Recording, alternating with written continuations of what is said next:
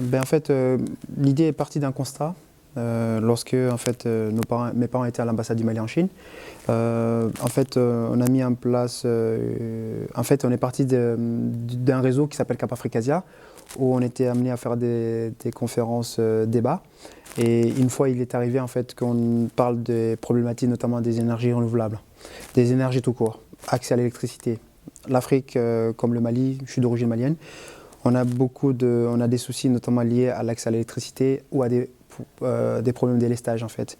Donc on sait qu'aujourd'hui en Afrique, la plupart de la population, notamment malienne, utilise beaucoup des lampes à pétrole, lampes à tempête en fait, qui permet le soir, avec le pétrole, de pouvoir utiliser la lumière et pouvoir étudier le soir ou pouvoir tout simplement travailler le soir.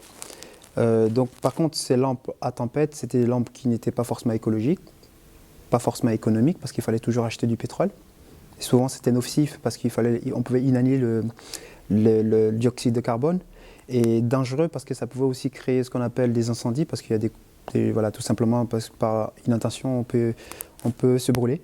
Donc avec tous ces constats, on s'est dit aujourd'hui on pouvait travailler sur des projets écologiques, développement durable, mais en répondant à un besoin. Le besoin c'est ça, c'est le problème de délestage ou l'accès à l'électricité dans les villages, ou ça peut être aussi même dans la ville, quoi, tout simplement.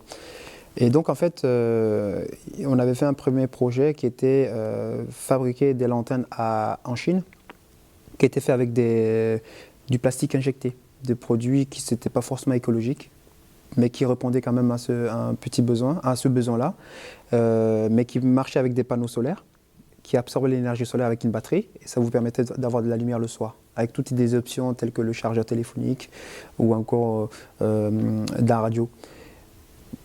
Plus on poussait le projet, on s'est dit que franchement, l'Afrique, je prends toujours l'Afrique, mais le Mali plus exactement, on a beaucoup de valeur ajoutée. Le Mali, c'est un pays où on a beaucoup d'avantages en termes d'artisanat.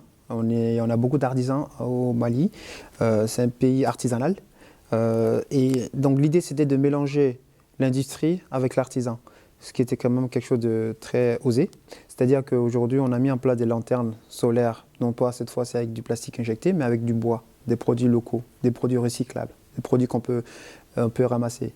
Et donc, avec ces produits-là, en fait, on fait toujours le même concept, hein, c'est-à-dire qu'avec le panneau solaire, ça vous absorbe l'énergie solaire via la batterie, avec des piles, qui va permettre de faire de la lumière avec des LED, avec des boutons poussoirs et tous les composants techniques qu'on peut intégrer dans le produit.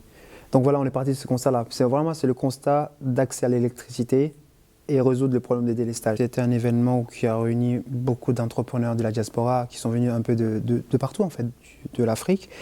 Et ça m'a permis, dans un premier temps, rien que dans l'organisation, d'avoir rencontré des personnes qui ont cette volonté de développer l'Afrique d'un point de vue entrepreneurial, mais aussi de développer d'un point de vue développement durable. Donc j'ai vu qu'il y avait des personnes qui étaient dans les énergies renouvelables, qui étaient dans d'autres projets, très divers et variés. Donc ça m'a permis d'échanger. Ces jours-là, ça nous a permis d'échanger avec des personnes qui ont des expériences, qui ont envie d'apprendre, quoi, tout simplement. Donc ça m'a permis d'étoffer mon carnet d'adresses. Pour répondre à la question que vous m'avez posée, qui est qu'est-ce que ce prix nous a apporté, c'est vrai que j'attendais beaucoup de ce prix. Aujourd'hui, effectivement, ça nous a permis d'avoir ce prix qui nous permet d'avoir des personnes qui sont venues nous voir le jour J. Également d'avoir eu la possibilité d'avoir une formation au sein des Sciences Po. Il faut dire qu'avec les partenaires tels que Canal+, ou encore INPI, c'est des partenaires que je voudrais vraiment qu'ils nous soutiennent jusqu'au bout. Donc l'idée aujourd'hui, c'est pour cette raison que j'espère pouvoir avoir ce qu'on appelle une attestation de ce prix, parce qu'aujourd'hui, on n'a qu'une ambition. C'est vrai que c'est un projet qui est bankable, qui est rentable, qui est économiquement rentable, c'est de pouvoir avoir des appuis financiers. Donc pour avoir ces appuis financiers, il faut montrer la crédibilité du projet. Donc je pense que le fait d'avoir eu ce prix-là, j'aimerais vraiment, en toute franchise, avoir une attestation de la part des organisateurs, ou quelque chose qui peut nous aider à promouvoir nos projets auprès des financiers, mais aussi sous forme de financement participatif aussi. Donc voilà un peu ce que j'attendrais, c'est vraiment de nous appuyer, de nous ouvrir leur réseau en fait aujourd'hui. Donc ça fait déjà pratiquement 3 mois qu'on a gagné ce prix-là.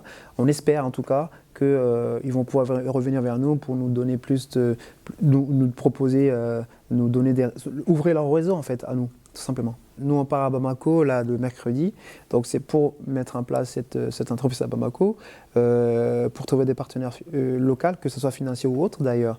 Donc j'aimerais, en tout cas c'est un souhait, c'est de pouvoir d'avoir un suivi auprès des organisateurs.